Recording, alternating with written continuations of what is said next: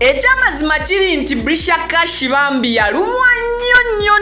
nnyo ng'akyawaganye ne Jaaka era yayisibwa bubi mu biseera ebyo n'abantu bangi baamuvuma ebigambo bambi byalinga bimuluma naye olunaku olwaleero nkuleetedde video Brisher Kash ye kennyini nga yeeyogerera ebyaliwo na butya bwe Yasimatuka X. This time around Brisher Kash bambi akikkiriza nti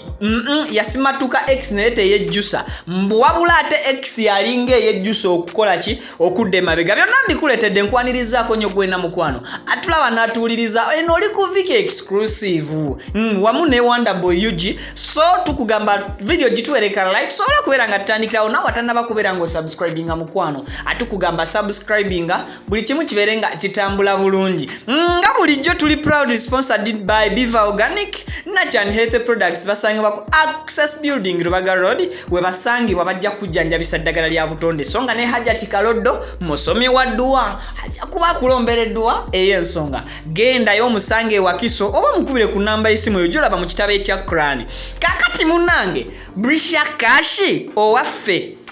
okuva ku TikTok yakyawagana ne Jaaka n'asooka n'abyesamba Prince Jaaka nga naye agaana awabula oluvannyuma bambi Brisher mu katambi kano kengenda okubeera nga nkuwa akikkaanyizzaako bulungi nti baayawukana wabula mu kwawukana kwabwe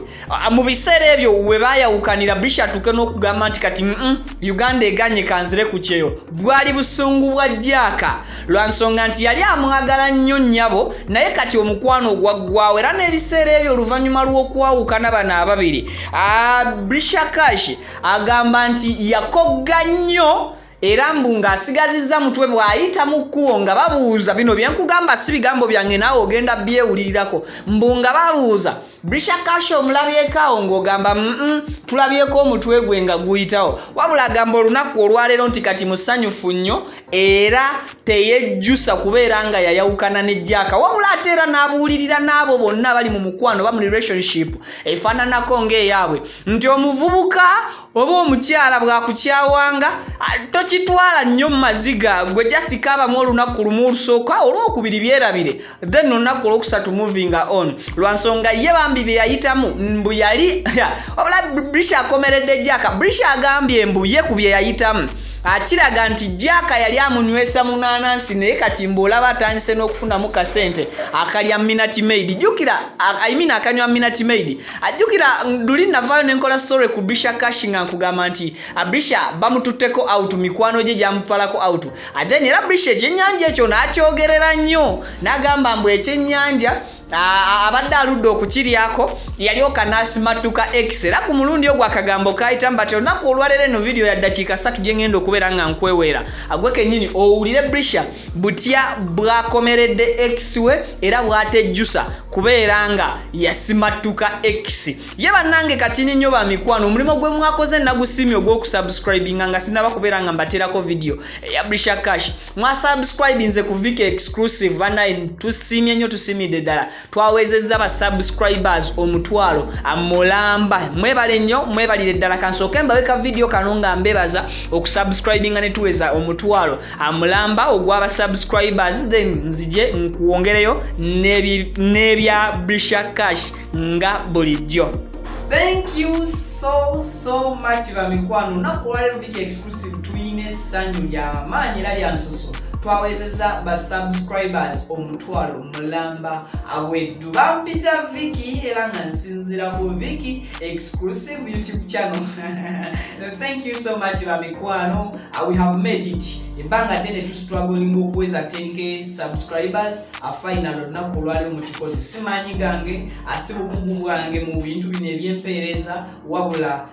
effort yogwe agula data effort yogwe abeera ku wifi no subscribing ku channel eno no liking ku channel eno no sharing waka wa channel eno no salamu clips no ziteeka ku TikTok no salamu clips no ziteeka ku Facebook bannange no ku inviting bannamwe ne subscribing ku channel eno waliwo kagayi ka Viki koogera akeyogeza batonna kulwalero ba mikwano. Thank you so much. We have made it era tuwezeza ba subscribers awo mutwalo mulamba kiri really hard okuva ku 0 subscriber noweza 10 noweza 12 13 14 15 paka olunaku olwaliro mwongera okutwagala anebaza omukwano gwammwe bonna gwe mutulaze okuva gye twatandikira Viki exclusive enkadde. By the way, eno eduse nnyo n'okusinga ku YouTube channel yange Viki exclusive gye bamenyawo. I cannot even explain oluzungu lugani kanchive nako nenga mwebale nnyo mulowooza bwe sikogera siyenze. Okay, mpita Viki era nga nsinzira ku Viki exclusive YouTube channel ekyasinza okutuusako amawulire aga entertainment. So n'olwekyo mukwano tukugamba subscribing ate era tuli proudly sponsored by katugende mu story yaffe olunaku olwaleero. May God bless you.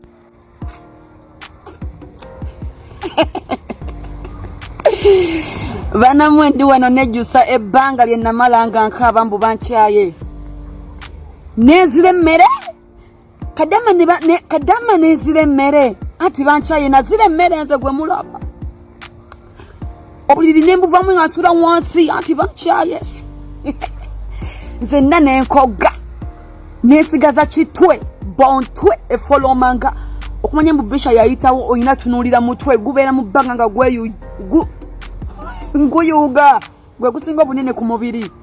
ngamagulu nze ningaya mpadde obuyungo nali simanyi mbu amagulu gali ntuusa ne mu match naye olaba ntuuse mu match so ogendanga ogendanga mukwano bannange nga nakoga nga nalabika bubi nga ne wonteeraawo sefuko tandya nga mwanvuma ne mwali batuufu mu nvume kuba nze ng'omuntu nalinga kivumo naye nga tunulamu ne ŋŋamba nfaaki ng'omuntu gwenkabira ali ku photoshoot ebifaananyi mbiraba biyitawo. I was like nfaaki. Hey, just look at me now. We do progress, not the progress. Development, improvement, circumcision, mate, Just look at me. Nzani akabya abantu.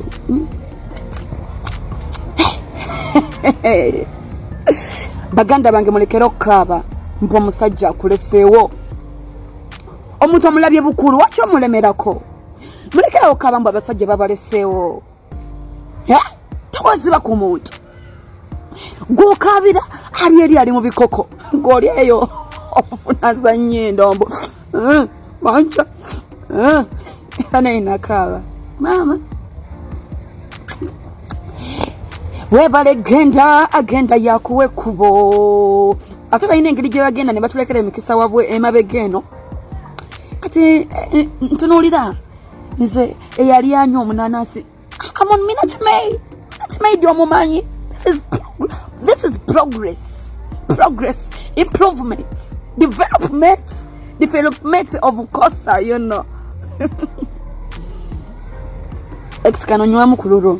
webale genda bambi, webale butanswaza. Single life enyuma, gwani agenda mu bufumo wakadama, amala kuba, abakadama abamu bakuba basajja babukalifomu mu buliri nali okadduka ku airport. Gwani agenda mu bufumo, babudduse mu goddayo,